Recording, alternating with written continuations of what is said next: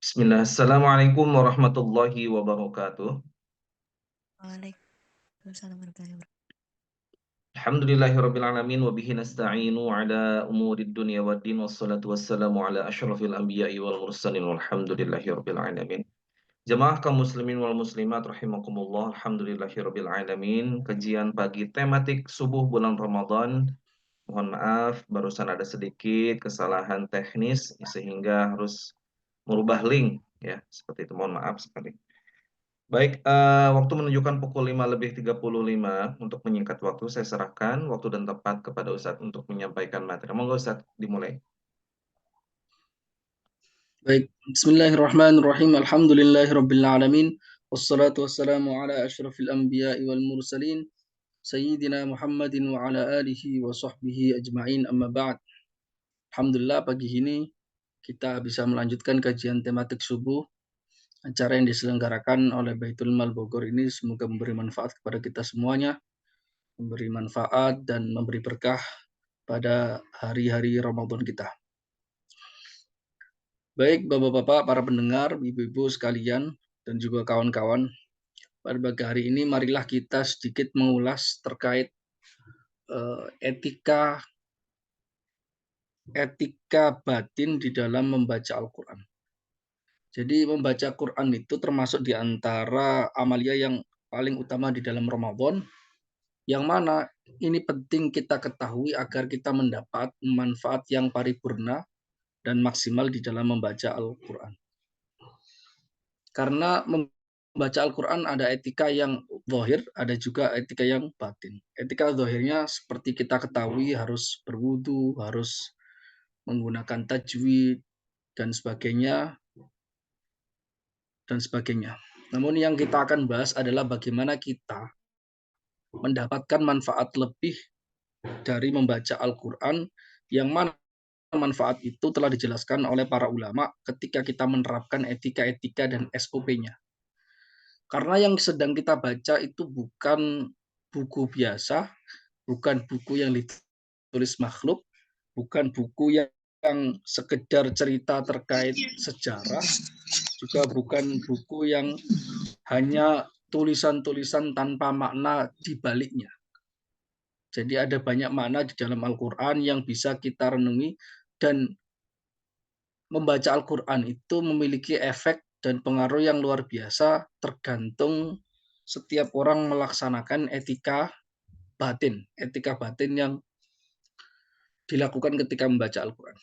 Maka para ulama memberikan beberapa tips bagaimana kita menjalankan SOP batin ini agar mendapatkan manfaat yang lebih di dalam membaca Al-Quran. Mengapa demikian? Karena begini, itu diambil dari sebuah ayat Al-Quran sendiri, yang mana ayat Al-Quran mengatakan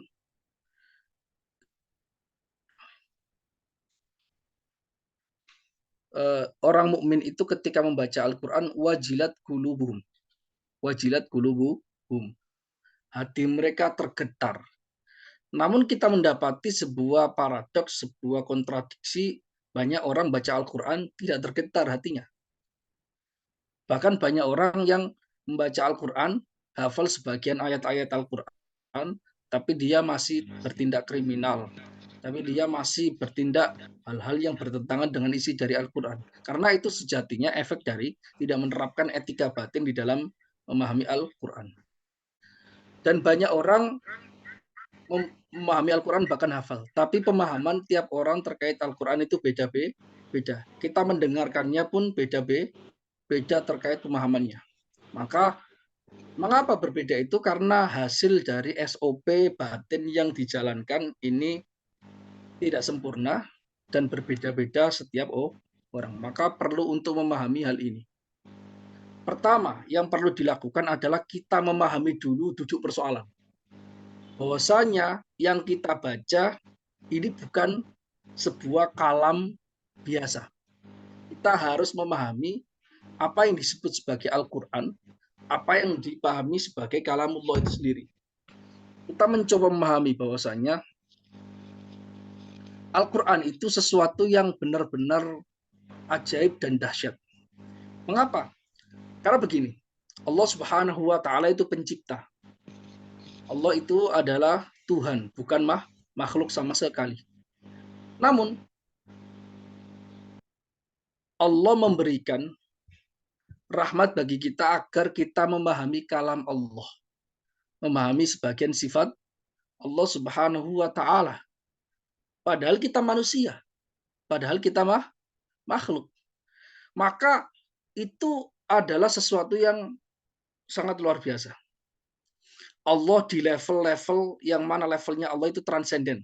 Kalau di dalam bahasa ilmu filsafat, dia di luar ruang dan waktu, tidak terikat dengan ruang dan waktu. Sedangkan kita adalah masuk makhluk yang intransenden. Kita terkungkung dalam batasan ruang dan waktu. Kita butuh apapun yang ada di alam semesta untuk mempertahankan kita hidup. Sedangkan Allah tidak butuh apapun. Nah, bagaimana kita bisa memahami itu? Maka yang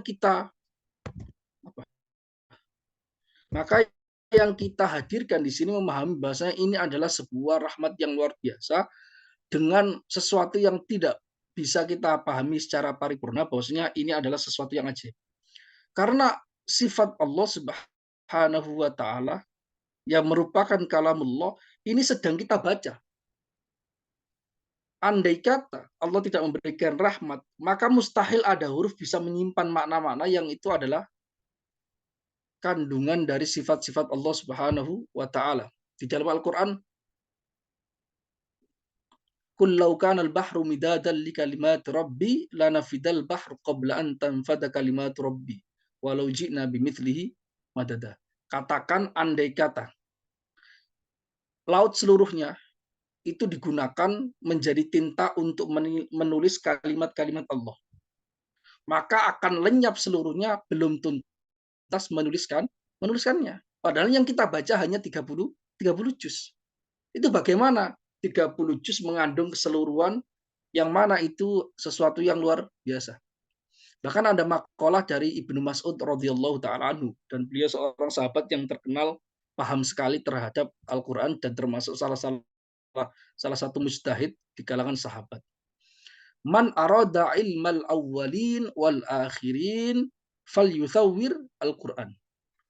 Siapapun yang ingin mengetahui ilmunya orang paling awal, makhluk paling awal sampai orang akhir zaman, sampai seluruhnya, maka hendaklah ia memahami, mentadaburi, dan mengulik kandungan di dalam Al-Quran.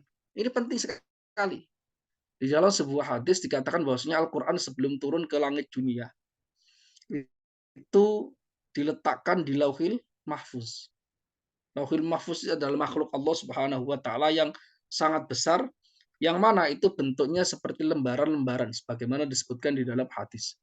Kemudian di dalam hadis yang lain juga Allah Subhanahu wa Ta'ala mentakdirkan seluruh alam semesta mulai dari awal sampai akhir, ilmunya, bentuknya, takdirnya itu dicatatkan seluruhnya lewat kolam, lewat pena.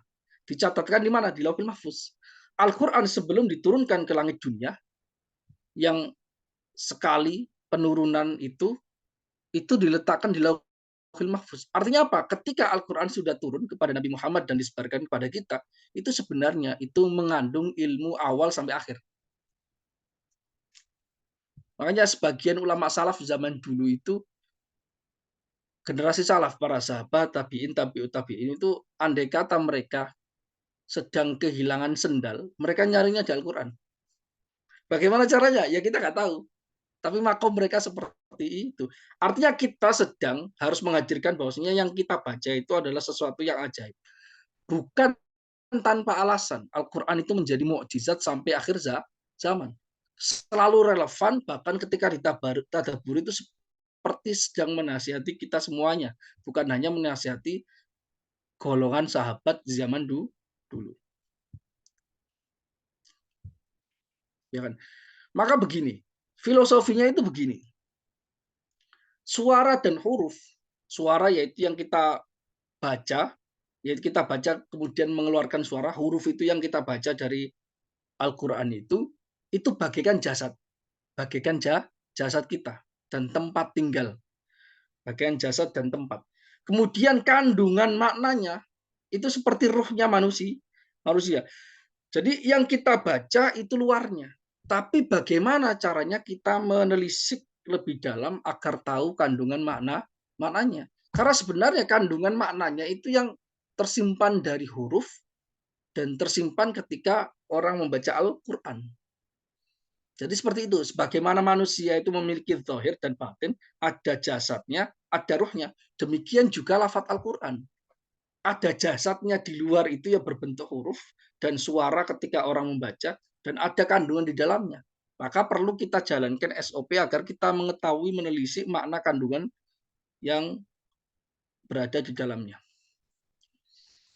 Kemudian trik berikutnya adalah kita harus merasa takzim, mengagungkan Allah Subhanahu wa taala sebagai zat yang memiliki sifat kalam ini.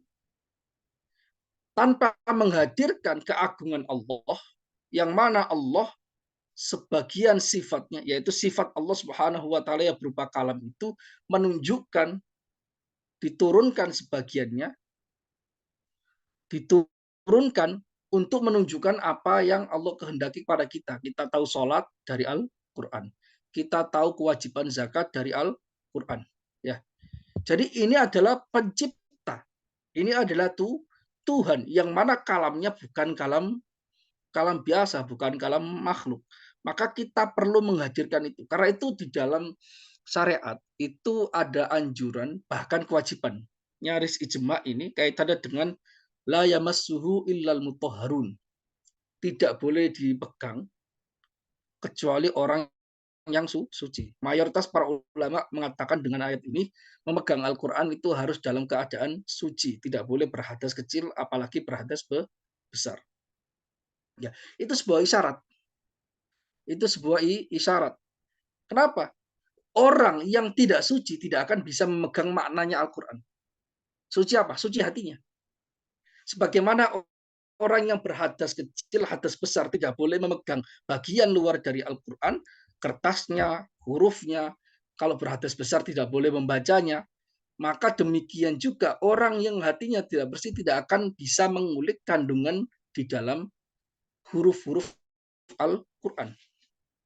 Tidak semua orang pantas untuk membaca Al-Quran karena orang yang berhadas besar tidak pantas, orang yang berhadas kecil tidak boleh megang.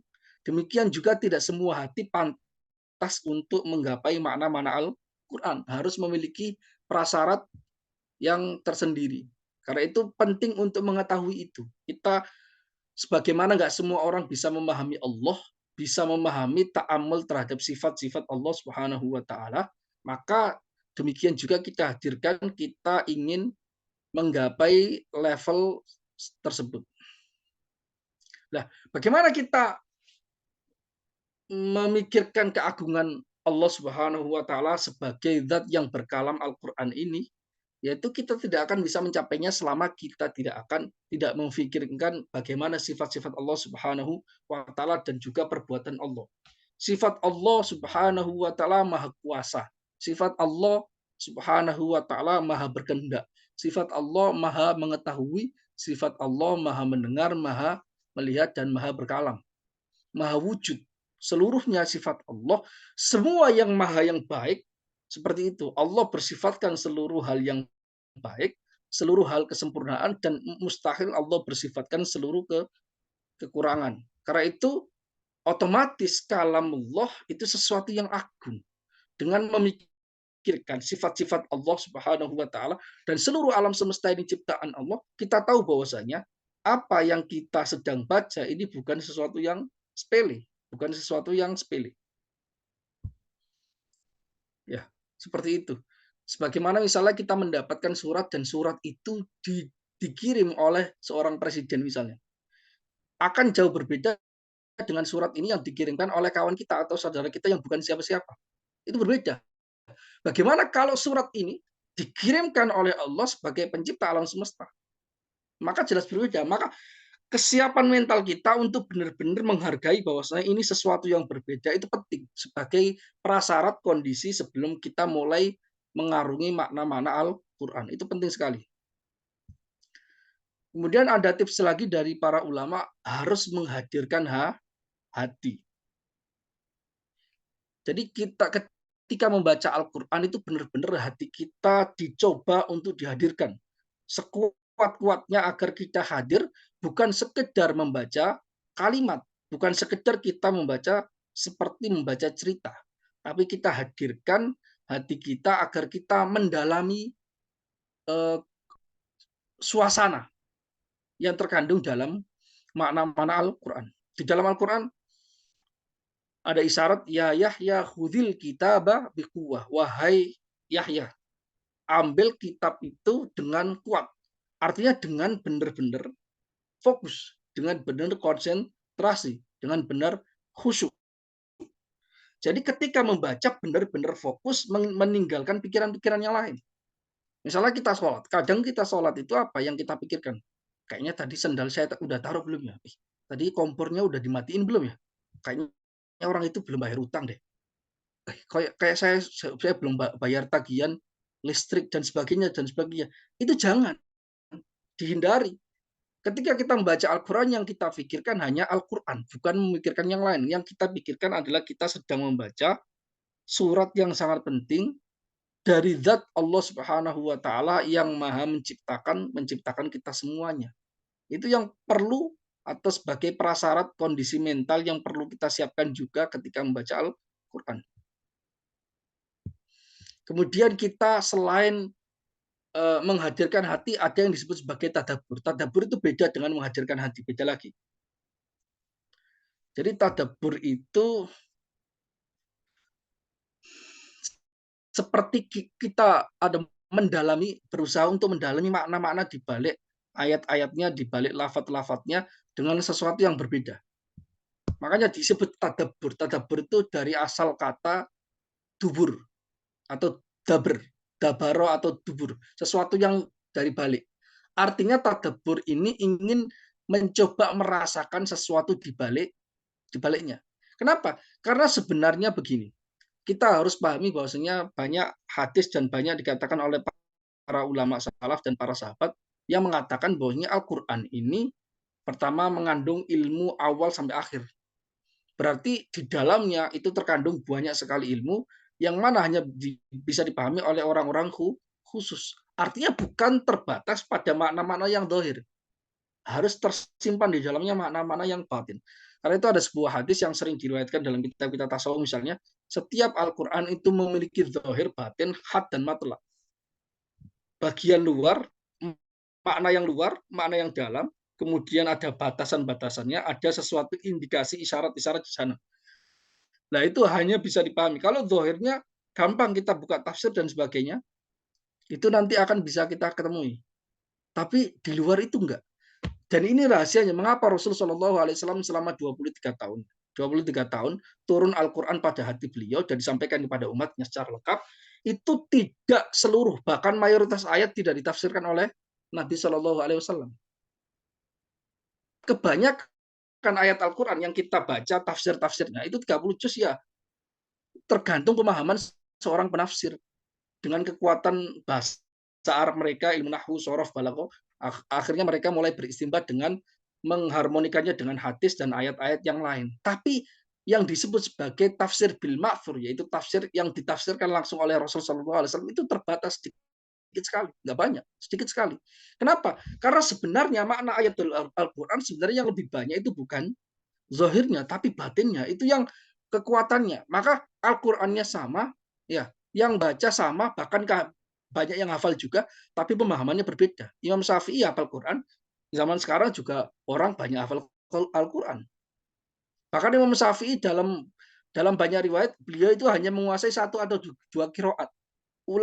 Orang-orang zaman sekarang itu bisa menghafalkan sampai 10 kiroat yang mutawatir dan dengan dua perawinya, artinya sampai 20 versi bacaan. Tapi kekuatan pemahamannya kok berbeda. Iya, itu ada yang berbeda. Bahkan banyak riwayat loh, banyak riwayat para sahabat yang hafal Quran itu cuma 6. hafal dari awal sampai akhir ketika Rasulullah SAW meninggal. Itu yang para sahabat yang hafal mulai dari awal sampai akhir cuma 6 orang, nggak lebih dari itu. Selebihnya itu hafal mungkin 1, 2 surat, 3 surat dan sebagainya. Nggak banyak. Tapi pemahaman mereka berbeda. Tadabbur mereka berbeda. Bagaimana mereka mengamalkan ayatnya itu berbeda. Kadang Sayyidina Abu Bakar itu seingat saya beliau hafal Al-Baqarah itu 2 tahun. 2 tahun. Kayak kita sekarang Al-Baqarah paling hafal 1 minggu. Orang-orang yang cerdas-cerdas atau 1 bulan lah maksimal. Tapi apakah kita lebih hebat daripada Sayyidina Abu Bakar? Oh tidak. Karena Sayyidina Abu Bakar setiap baca satu ayat berusaha mengamalkannya. Satu ayat diamalkan, ditadaburi maknanya bagaimana. Kemudian kalau sudah tuntas mengamalkannya baru melanjutkannya satu lagi. Karena yang dibaca itu bukan sekedar buku. Dia itu seperti mereka menghadapi Al-Quran seperti surat dari seorang raja terkait dengan tuntunan tertentu yang harus dijalankan. Maka mereka bertahap menjalankannya. Sekalian dibaca, sekalian diamalkan. Sehingga hafal Quran cuma hafal Al-Baqarah itu 2 tahun. Sayyidina Abu Bakar dalam riwayat itu. Ya. Dan Sayyidina Ali juga pernah mengatakan begini, andai kata saya mau, maka saya akan menafsirkan surat Al-Fatihah saja sebanyak 70 onta kuat mengangkatnya. Jadi ketika dituliskan lewat kertas-kertas, kemudian ditumpuk seluruhnya, itu 70 onta itu bisa mengangkutnya. Hanya 70 onta minimal bisa mengangkutnya. Padahal makna zahir dari lafat surat Al-Fatihah itu sedikit mana zahirnya. Berarti yang sampai 70 onta itu apa? Mana batinnya? Para sahabat itu seperti itu riwayatnya jelas. Ya, itu tadabbur dan juga memahami Al-Quran demikian. Jadi, memahami Al-Quran, tadabbur dan sebagainya itu yang kita lakukan sebenarnya sedang memahami sifat Allah, sifat kalamullah. Yang mana Allah disebutkan di dalam Al-Quran, laisa kamitslihi syai'un wa huwas samiul basir. Allah tidak serupa dengan apapun dan Allah Maha mendengar, melihat. Ya. Karena itu yang sedang kita baca, yang sedang kita pahami, itu harus kita hadirkan terkait ayatnya, pemahaman yang sesuai dengan ayat itu dan sesuai kondisi kita. Ya. Allah menciptakan alam semesta. Allah memiliki sifat-sifat yang banyak. Allah memiliki asmaul husna. Dan Allah memiliki seluruh sifat kesempurnaan dan tersucikan dari seluruh sifat kekurangan. Di dalam Al-Quran juga kandungannya terkait cerita-cerita para nabi. Dan juga cerita-cerita kaum-kaum yang mendustakan para nabi, cerita orang-orang yang baik, dan cerita-cerita orang yang buruk. Agar apa? Agar kita tahu ada rahasia di balik itu. Cerita yang disebutkan di dalam Al-Quran bukan semua cerita yang terkandung di dalam perjalanan hidup manusia. Bukan. Tapi adalah cuplikan-cuplikan yang mana itu bisa mengindikasikan seluruh cerita dari awal sampai akhir. Nah, bagaimana kita bisa menyimpulkan cuplikan-cuplikan ini sehingga bisa menemukan mata rantai sampai ke akhir zaman, mulai dari awal zaman sampai awal akhir zaman, itu bagaimana? Yaitu tadabbur, berusaha memahami, membersihkan hati, dan sebagainya. Karena itu para ulama memberikan salah satu tips yang berikutnya, yaitu kita harus membersihkan diri dari hal-hal yang mencegah pemahaman Al-Quran. Jadi ada beberapa hal yang bisa, kata para ulama, itu menghalangi orang bisa memahami Al-Quran. Itu banyak sekali. Ada sebuah hadis yang mengindikasikan bahwasanya andai kata kita tidak dihalangi pemahaman ini, maka kita akan bisa memahami dengan lebih baik. Di dalam sebuah hadis mengatakan, laula anna syayatin yahumuna ala qulubi bani Adam lanadharu ilal malakut. Andai kata, Rasul mengatakan demikian, andai kata setan itu tidak menutupi, menghalang-halangi, tidak membuat barikade di depan hati manusia, maka manusia itu akan bisa melihat malakut. Malakut itu bukan alam zahir yang alam fisika, bukan. Tapi di luar itu, kaitan alam akhirat, surga, neraka, alam barzah, dan sebagainya. Nah, makna Al-Quran itu juga termasuk alam malakut, kata para ulama. Yang mana makna-makna yang di dalam batin itu terkandung di dalam kandungan lafaz, yang mana kandungan lafaz ini bukan termasuk alam yang zahir, tapi alam yang batin. Ada isyarat-isyarat di sana. Itu sebuah penegasan dari Rasul Shallallahu Alaihi Wasallam bahwasanya untuk menggapai itu sebenarnya harus dengan SOP tertentu karena setan itu menghalangi manusia. Nah, bagaimana kita menghilangkan dari barikade setan sehingga kita bisa memahami Al-Quran lebih baik? Itu paling tidak ada beberapa hal, ada 4 di sini kondisi yang mana kita perlu untuk melakukannya. Pertama, kita harus ditekankan sejak dari awal, membaca Al-Quran bukan hanya persoalan tahqiqul huruf. Kita mengucapkan bunyi-bunyian sesuai dengan tajwid saja. Kalau fokus kita sejak dari awal hanya itu, maka yang kita dapatkan hanya itu. Itu tetap wajib, tapi jangan fokuskan semua pikiran otak kita untuk itu. Makanya perlu untuk belajar tajwid itu sejak dari kecil. Karena ketika sudah dewasa, tidak perlu memikirkan tajwid lagi. Ketika membaca Al-Quran, kita sudah fokus langsung terjun. Seperti orang diajari berenang. Ketika awal-awal berenang, kita masih diingat teorinya. Tapi ketika sudah praktek, apalagi lomba, kita sudah tidak memikirkan bagaimana teori tentang berenang. Tapi langsung kita sudah praktek terjun di sana.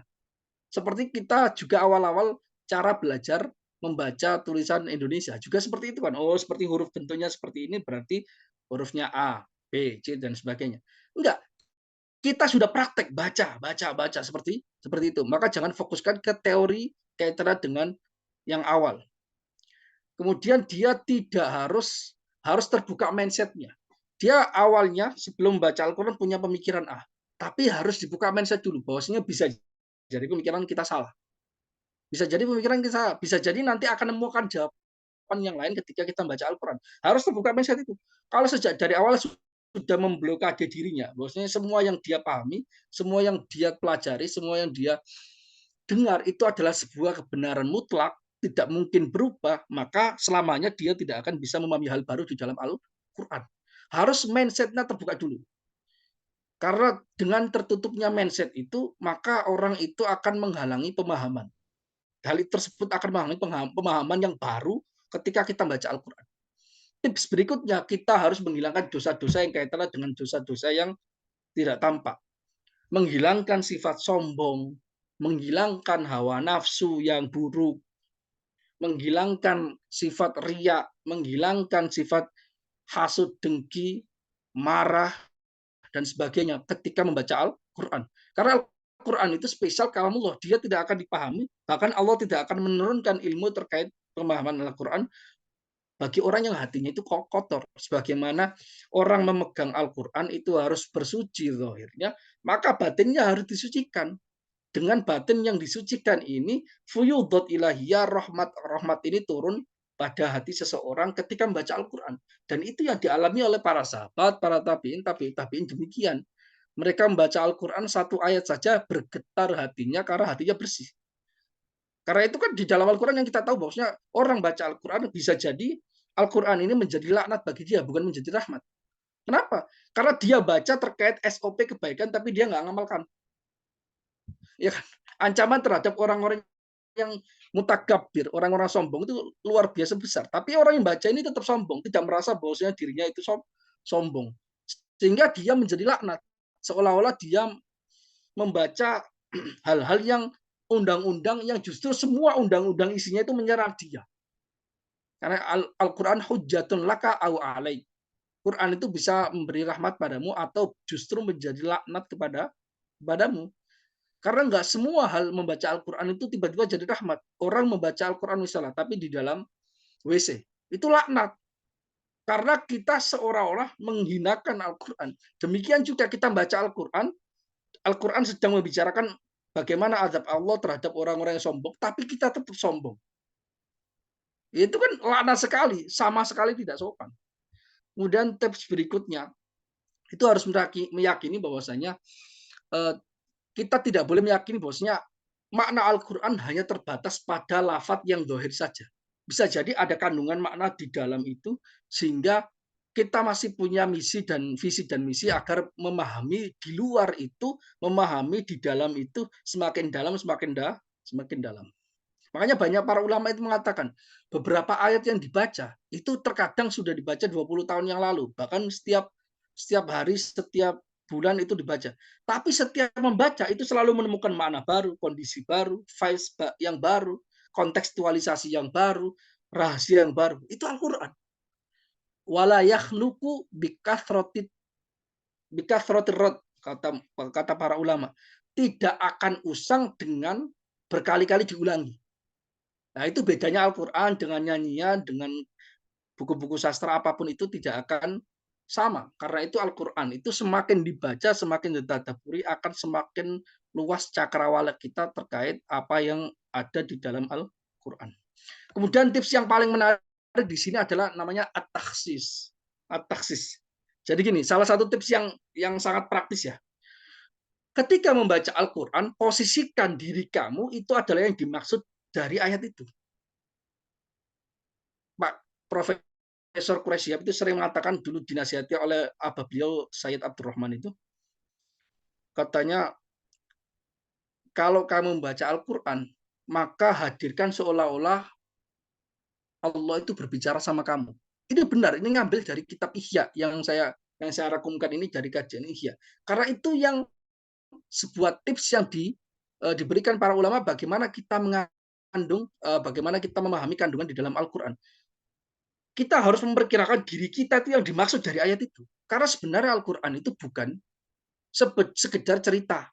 Misal kalau kita cerita rakyat atau yang zaman dulu itu kan kita membaca seolah-olah kita terpisah dari bacaan. Oh, itu kejadian masa lampau, sekarang masa sekarang beda. Padahal di dalam ayat Al-Quran sendiri itu mengatakan manusab bihi fuadak. Allah menurunkan sesuatu yaitu Al-Quran yang bisa memantapkan hatimu. Nah, bagaimana memantapkan hatimu? Hatimu berarti hati setiap orang yang membaca dengan cara memperkirakan kita itu yang dimaksud dalam Al-Quran. Artinya apa? Ketika ayat Al-Quran itu berbicara soal adab, soal ancaman terhadap orang-orang yang buruk, maka seolah-olah kita itu yang buruk. Kita itu yang buruk. Sehingga kita mulai inzijar, mulai takut, mulai memunculkan rasa khauf, rasa takut kepada Allah. Ketika Allah bercerita terkait surga, maka hadirkan bahwasanya demikian kuatnya rahmat Allah Subhanahu wa taala sehingga kita pun akan masuk ke dalamnya. Maka muncul perasaan roja, harapan. Jadi berinteraksi dengan Al-Quran seolah-olah kita itu benar-benar yang dimaksud. Seolah-olah kita itu membaca surat secara langsung dari Allah kepada kita secara spesifik. Itu tips para ulama yang mengatakan demikian. Dan di dalam Al-Quran, wa uhiya ilayya hadzal Qur'an liunzirakum bihi wa man balagh. Diwahyukan kepadaku, yaitu kepada Nabi, Quran ini agar aku mengingatkan kalian. Artinya apa? Agar kalian juga memahami SOP di dalam Al-Quran sehingga seolah-olah kalian itulah yang mendapatkan SOP itu. Surat itu secara spesifik.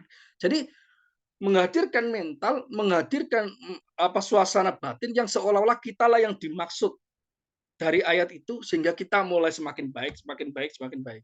Jangan dibalik.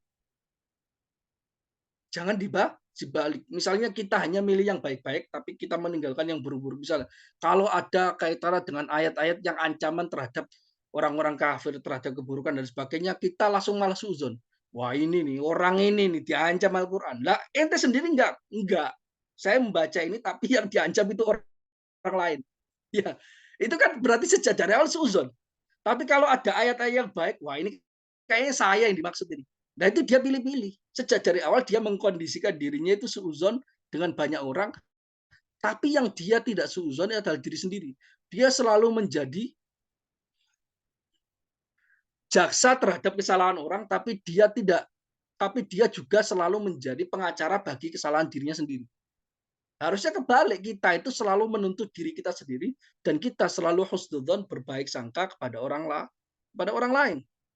Harusnya seperti itu. Kalau demikian, maka kita akan mendapat manfaat.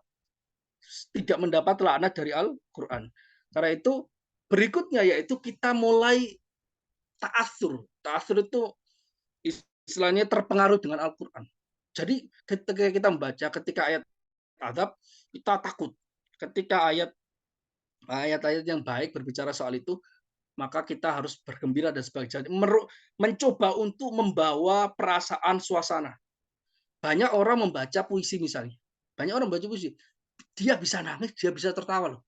Karena benar-benar hanyut dalam lautan makna yang terkandung di dalam puisi itu. Tapi dia tidak mencoba itu ketika membaca Al-Quran. Harusnya itu juga dicoba. Nah, ketika tips-tips ini dijalankan oleh para ulama, mereka mengatakan ini tips yang baik sehingga menjadi jalan untuk memberi manfaat sebagai benar-benar hudal linnas, menjadi petunjuk bagi manusia. Dan itu yang saya pikir kita perlu amalkan dan sebagainya. Ini saya rangkumkan dari kitab Ihya kaitannya dengan etika membaca Al-Quran secara batin. Saya pikir demikian. Silakan kalau ada pertanyaan. Ustadz, saya tanya, Ya, apakah kekurangan seseorang dalam mentadabburi Al-Quran, apakah itu secara personal atau sekumpulan komunitas yang kurang dalam mentadabburi Al-Quran, itu sejalan dengan kekurangan atau lemahnya inovasi eh, yang dihasilkan oleh para Muslim saat ini bila dibandingkan dengan non-Muslim, khususnya di bidang ilmu pengetahuan alam atau inovasi teknologi dan sebagainya. ya itu jelas ya. Jadi kalau ada pihak yang bisa disalahkan, kemunduran, kemajuan orang-orang Islam, itu yang paling bisa disalahkan itu orangnya sendiri. Tidak mungkin ada faktor eksternal itu menjadi penyebab utama dibandingkan faktor internal. Mustahil, itu mustahil. Selalu ada yang bermasalah di situ. Ada misalnya sebuah negara. Negara itu sampai pecah, berkeping-keping, dipecah dan sebagainya. Yang memecah itu negara luar dan sebagainya. Itu yang perlu disalahkan itu adalah kondisi pertama kali adalah orang di dalamnya. Kenapa mereka berpecah belah? Gampang termakan hoax, gampang diadu domba. Kalau mereka gak gampang diadu domba, maka mereka akan lebih kuat. Tidak ada dalam sejarah bangsa luar itu bisa memecah belah sebuah bangsa, kecuali karena bangsanya sendiri itu gampang diadu domba. Pelajarannya adalah ketika ada muluk Tawaif, ketika dinasti Andalusia, dinasti Umayyah di Andalus itu kan sampai 5 abad kalau nggak salah, 5 abad atau 7 abad sana itu. Itu pecah terakhirnya gara-gara apa? Sampai dikuasai oleh kerajaan Spanyol gara-gara apa? Di Andalus itu berdiri banyak negara yang independen. Semuanya negara Muslim, tapi independen. Mereka disebut sebagai mulukut Tawaif. Setiap kelompok, setiap suku di sana, setiap toifah, kelompok-kelompok yang tidak terlalu besar, tiap kota lah misalnya, tiap kota, tiap kabupaten, itu memiliki rajanya masing-masing. Dan rajanya masing-masing itu mereka nggak kompak. Ada sebagian raja yang sengaja, karena bencinya dengan saudara muslimnya, ya saudara muslimnya sama-sama muslim tapi beda pemahaman politik misalnya, dia meminta bantuan kerajaan Spanyol, meminta bantuan tentara untuk mengalahkan itu. Lah kalau gitu kan jelas saja, akhirnya mengalahkan itu, setelah itu ya udah sekalian saya kalahkan orang yang minta bantuan saya. Itu yang terjadi kan. Jadi seperti itu, yang perlu disalahkan ketika kemunduran apapun itu pasti situ. Lah, makanya semangat sportivitas dalam sepak bola itu penting loh dihadirkan untuk umat Islam atau siapapun itu. Kalau ada pertandingan, kemudian ada salah satu tim yang kalah, yang perlu disalahkan timnya. Timnya sendiri, bukan karena yang lain, karena faktor wasit atau karena faktor cuaca, faktor apapun. Itu tidak. Tapi yang paling pertama ya karena kita kurang baik. Itu saja. Sesimpel itu. Katanya Coach Justin. Ya karena sesimpel itu saja. Ya. Jadi seperti itu. Jadi di antara penyebab orang muslim mundur dalam peradaban ya karena memang mereka tidak mentadabburi Al-Quran dengan lebih baik dibandingkan ulama zaman dulu. Bukan persoalan ekonomi, bukan persoalan itu. Itu adalah efek yang paling akhir sebenarnya. Tapi efek pertama itu penyebab pertama itu karena orang umat Islam sendiri itu sejak dari awal tidak benar-benar mempelajari Al-Quran dengan SOP yang benar. Itu salah satunya. Tidak mengamalkan ajaran agamanya dengan SOP yang benar. Maka mereka banyak mengimpor etika-etika dari luar sehingga mereka menerapkan. Mereka punya mindset kalau kemajuan itu berasal dari kebebasan yang mutlak. kalau kemajuan itu berasal dari ekonomi materialis walaupun tanpa ibadah. Mereka melihat, oh kemajuan barat itu dengan cara awalnya itu menghilangkan peran agama di dalam kehidupan mereka. Mereka menerapkan itu di negaranya yang mana mayoritas muslim, tambah hancur. Karena setiap daerah atau setiap itu memiliki sunatullah yang berbeda-beda. Kita tidak bisa menerapkan tips orang lain, diterapkan seluruhnya kepada kita. Misalnya kita pernah sering mendengar tips orang itu bisa mendapatkan dia itu peringkat 1 di kelas, peringkat berapa. Itu kan tipsnya macam-macam. Cara kamu belajar gimana? Kemudian tanya lain, cara kamu belajar gimana? Nggak ada yang sama. Kenapa kita menyamakan misalnya kalau ada demokrasi di barat misalnya, oh berarti demokrasi itu seperti A, seperti C. Kita terapkan apa adanya tanpa modifikasi sama sekali misalnya di Indonesia. Hancur. Karena setiap orang punya karakter yang berbeda di dalam berinteraksi dengan lingkungannya. Ya itu saya pikir salah satu demikian ya ajarannya. Selain dari faktor karena memang itu sudah akhir zaman dan memang seperti itulah kejadian yang telah disebutkan oleh Rasul Shallallahu Alaihi Wasallam tidak mungkin berubah. Otokritik Ustaz ya. Jadi Iya, intinya. otokritik. Paling penting otokritik, paling penting gitu. Sesimpel itu. Jadi jangan dulu melihat kepada orang, bahkan kita melihat kepada diri sendiri. Iya, kesalahan itu awalnya dari kita, bukan dari yang lain. Baik. Terakhir Ustaz, Ya, saya lupa ini, mohon dijelaskan singkat aja mungkin. Awal mula sejarah peradaban ilmu pengetahuan mulai terkikis pada daulah dan apa ya? Saya lupa itu. Mohon dijelaskan sedikit Ustaz. kalau saya punya versi tersendiri, yang mana versi ini mungkin nggak dituliskan di dalam kitab-kitab atau buku-buku penulis sejarawan ya. Orientalis itu banyak menuduh bahwasanya biang kemunduran Islam itu justru tasawuf. Itu salah besar. Salah besar. Tasawuf itu kan intinya membersihkan hati, menyiapkan kondisi dan mental. Kalau kondisi mentalnya buruk, dia nggak akan bisa menghasilkan apapun kok. Ada orang pinter sekali, tapi ketika lomba, dia itu grogi. Bisa nggak? Nggak bisa. Saya sering sekali dulu ketika kecil itu di sekolahan jagoan matematika. Tapi ketika lomba nggak pernah menang. Bahkan juara 3 itu nggak pernah dapat. Kenapa? Karena emang grogi. Dulu saya grogi karena beberapa hal. Kalau grogi seperti itu, pemain Indonesia itu keren banget di Liga 1. Tapi ketika di internasional sering kalah. Karena grogi, dia tidak sering berlatih dengan orang-orang di luar. Ada orang Indonesia sangat inferiority complex, memiliki rasa minder yang luar biasa terhadap orang luar, sehingga potensi maksimalnya nggak akan keluar. Kita ngomong bahasa asing di depan orang asing, misalnya di depan presiden, grogi kan? Ketika grogi, apakah kita maksimal? Tidak. Ya, jadi sebenarnya tasawuf itu kaitannya dengan itu. Lah apa sih maksudnya ente grogi itu? Lawan semuanya sama kok, semuanya makhluk Tuhan, semuanya ciptaan Allah. Sebagaimana ente pernah goblok, orang lain juga pernah goblok. Jadi sama-sama aja. Ngapain kita terlalu takut dengan hal itu? Lah, itu kan kondisi-kondisi itu dipelajari di mana? Di tasawuf sebenarnya. Jadi kapan kemunduran itu sebenarnya kalau dilihat dari sebab dohir itu kemunduran itu ditandai bukan kemunduran itu mulai kapan enggak, tapi ditandai ketika beberapa kali dinasti Islam itu kalah perang. Nah, kalah perang itu sebuah episode terakhir. Episode pertama kemundurannya bukan di situ, karena orang Islamnya itu mulai mundur. Mulai mundur dalam arti mereka tidak mengamalkan apa yang telah diamalkan zaman dulu kaitannya dengan kemajuan, kaitannya dengan belajar, kaitannya dengan hal itu. Orang Islam itu banyak yang sudah mulai materialis di zaman abad mulai kelima itu mulai materialis. Pernah ada sebuah riwayat begini, salah seorang sahabat setelah Rasul meninggal itu mengirim tentara perang. Saya lupa siapa sahabatnya. Kemudian perang mulai dari pagi sampai sore kok gak menang-menang ini.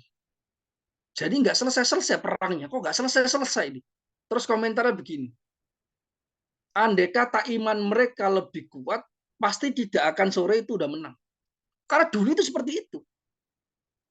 Tidak pernah ada peperangan ya di zaman Rasul Shallallahu Alaihi Wasallam yang Rasul nggak menang. Itu menang. Yang katanya perang Uhud umat Islam kalah, itu sebenarnya nggak kalah kalau kita lihat catatan dari Korbannya itu selisih 1-2. Umat Islam masih menang. Tapi itu karena mereka nggak biasa kalah gitu loh, paham nggak sih? Udah menang. Perang Badar 1.000 lawan 300. 1-3 tetap menang kok. Bahkan senjatanya kalah jauh, tapi tetap menang. Sehingga remis pun, keimbangan itu dianggap kalah. Itu karena mentalnya tinggi. Paham nggak? Seperti misalnya Real Madrid. Itu biasa lawannya Barcelona. Tapi kalau misalnya Real Madrid lawan tim Indonesia, menang 1-0, itu rasa kalah. Ya karena terlalu tinggi levelnya, paham nggak sih? Real Madrid lawan timnas Indonesia, kalau 1-0 doang dia rasanya kalah gitu loh. Jadi seperti itu. Jadi itu adalah sebuah indikator yang diungkapkan oleh para ulama zaman itu bahwasanya ada kondisi yang berbeda. Ada kondisi yang berbeda. Nggak bisa kita nyalakan misalnya kalau bahas soal ini bisa panjang saya. Misalnya kita menyalakan karena orang Islam terlalu banyak belajar agama, memisahkan pembahasan agama dengan pembahasan dunia. Nggak bisa dipisahkan. Dalam arti begini, dipisahkan iya. Kenapa? Maksudnya dipisahkan secara intelektual. Maksudnya gini, ini ilmu agama, ilmu agama. Ini ilmu umum, ilmu umum. Ilmu sains, ilmu sains. Artinya memang cara belajarnya berbeda.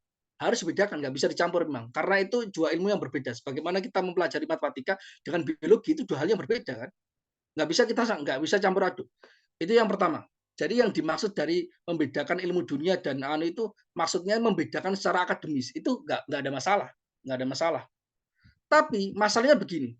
Coba pernah nggak membaca sejarah gini nggak? Orang-orang yang dulu terkenal sebagai ahli sains yang sehingga kalau kita ukur kemajuan sebagai sains yang modern, itu ternyata mereka juga ahli Quran. Ibnu Ibnu Sina yang terkenal sekali sampai sekarang, kitab-kitabnya kedokteran Al-Qadun Fittib itu sampai sekarang dipelajari, bahkan itu luar biasa. Ilmu logikanya luar biasa, ilmu filsafatnya luar biasa, yang itu sampai sekarang dipelajari. Itu hafal Quran hanya 30 hari. Kecerdasannya luar biasa, membaca Al-Quran 2 kali, 1 hari membaca 1 juz 2 kali langsung hafal. Hafal Quran. Hafal Quran, paham nggak? Al-Biruni juga hafal Quran. Paham nggak? Juga hafal Quran. Al-Ghazali juga bisa ilmu kedokteran selain dia hafal Quran dan sebagainya. Imam Syafi'i itu ilmu agamanya luar biasa, tapi beliau bisa ilmu kedokteran. Artinya gini, kita nggak bisa menafikan ada orang punya spesialisasi agama, tapi tidak spesialisasi dalam ilmu umum. Kita menafikan karena tiap orang punya kegemaran masing minat dan bakatnya masing-masing. Tapi jangan pernah menganggap mempelajari agama itu sebuah alasan kenapa kita mundur dalam sains. Tidak. Justru orang pakar-pakar sains zaman dulu itu ahli agama dalam kacamata kita. Mereka hafal Quran. Apalagi saya belum bicara soal ulama-ulama yang disebut sebagai hanya ngurusi agama, tapi ternyata pikirannya itu melampaui zamannya. Saya belum bicara itu. Saya kasih sedikit aja. Di dalam kitab Futuhat Makkiyah. Futuhat Makkiyahnya Ibnu Arabi yang terkenal sufi yang sangat besar, yang kalau orang baca itu kayaknya ini nggak ngurusi dunia sama sekali, nggak mungkin ini sebagai kemajuan, kemunduran. Di dalamnya itu banyak indikasi-indikasi Ibnu Arabi itu sudah mengatakan ada yang namanya fisika kuantum. Itu abad ke-6 Hijriah. Ada abad ke-6 Hijriah, berarti sekarang itu berarti sudah 700 tahun yang lalu. Berarti sudah tahun 1300 Masehi, Ibnu Arabi itu sudah mengatakan di dalam Futuhat Makkiyah bahwasanya alam semesta di dalamnya itu ada sebuah alam yang berbeda, yang lebih kecil, yang mana hukumnya itu berbeda. Itu sudah dikatakan oleh Ibnu Arabi di dalam Futuhat Makkiyah. Udah lama. Tapi lewat pendekatan yang berbeda. Nggak harus melalui lab. Tapi dia mengatakan itu. Terus kaitannya dengan, misalnya saya kasih contoh lagi, kaitannya dengan ilmu agama. Misalnya terkait dengan apa yang ditemukan oleh Einstein, bahwasanya eh, waktu itu nggak konstan kan. Dia itu kan relatif dan sebagainya. Itu udah dikatakan zaman dulu oleh ulama-ulama mutakalimin. Kaitannya ruang dan waktu itu selalu terikat. Ruang dan waktu selalu terikat. Kalau nggak ada ruang, mustahil ada waktu. Dan ini akhirnya ditemukan hukumnya oleh Einstein dan juga digabungkan dengan teori termodinamika.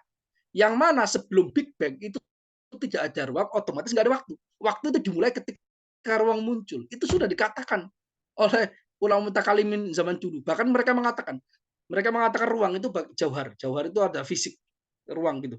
Andai kata tidak ada 2 jauhar dan hanya ada 1 jauhar, itu mustahil ada waktu. Itu udah dikatakan 700 tahun yang lalu, 600 tahun yang lalu. Tahu nggak? Jadi jangan mengatakan bahwa belajar agama secara mendalam itu menyebabkan kemunduran. Itu justru kita mundur. Karena kita percaya dengan teori yang salah yang tidak terbukti sepanjang zaman. Jadi kemunduran-kemunduran itu adalah beberapa hal yang kita nggak bisa menunjuk tahun berapa dan sebagainya, nggak bisa. Karena itu adalah akumulasi yang terjadi pada peradaban Islam. Saya pikir demikian ya yang bisa kita pahami. Baik, subhanallah Ustaz, dari kajian ya bagaimana cara kita untuk mentadabburi Al-Qur'an dengan baik. Kemudian tadi dijelaskan pula tentang apa namanya? Sejarah peradaban, sangat banyak hikmah dan pengetahuan baru untuk kita sebagai para pendengar. Sekarang sudah menunjukkan pukul 6.25 rekor Ustaz. Iya kan artinya. Iya. Karena luar biasa nih kajiannya, Bang. Menarik menarik saya pikir. Apalagi, hubungan antara Al-Qur'an dan ilmu pengetahuan ini memang sangat berkaitan erat dan tidak membosankan, Ustaz. Baik Ustaz, silakan diambil kesimpulan singkat aja, Ustaz. Ya, terima kasih, semoga bermanfaat. Jadi apa yang kita jelaskan terkait Al-Qur'an itu penting untuk diamalkan, dicoba dan dipraktekkan. Karena bisa jadi spiritual kita meningkat, ilmu pengetahuan kita meningkat, dan kedekatan kita kepada Allah Subhanahu wa taala melalui membaca Al-Qur'an ini meningkat. Karena mungkin ada satu manfaat, dua manfaat yang kita bisa petik ketika bulan Ramadan, yaitu bagaimana kita memperbaiki pola kita membaca Al-Qur'an. Saya pikir demikian yang bisa kita sampaikan pada pertemuan pagi hari ini, semoga bermanfaat. Wallahu muwaffiq ila aqwamit thoriq. Wassalamualaikum warahmatullahi wabarakatuh. Waalaikumsalam warahmatullahi wabarakatuh. Bapak Ibu sekalian, kajian kita tersisa 2 pertemuan kembali. Jangan, apa namanya, jangan tidak hadir karena insya Allah mungkin 2 pertemuan itu akan lebih menarik lagi, akan disiapkan oleh Ustaz. Ya, kita akan, pungkas, bulan Ramadan, khususnya di pagi hari dengan kajian yang menarik. Saya selaku host mengaturkan, terima kasih dan juga permohonan maaf bila ada kata-kata dan kekhilafan dan kesalahan. Hatur nuhun, wassalamualaikum warahmatullahi wabarakatuh. Waalaikumsalam warahmatullahi wabarakatuh. Kalau saya memang yang berat itu istiqomah, yang ringan itu istirahat.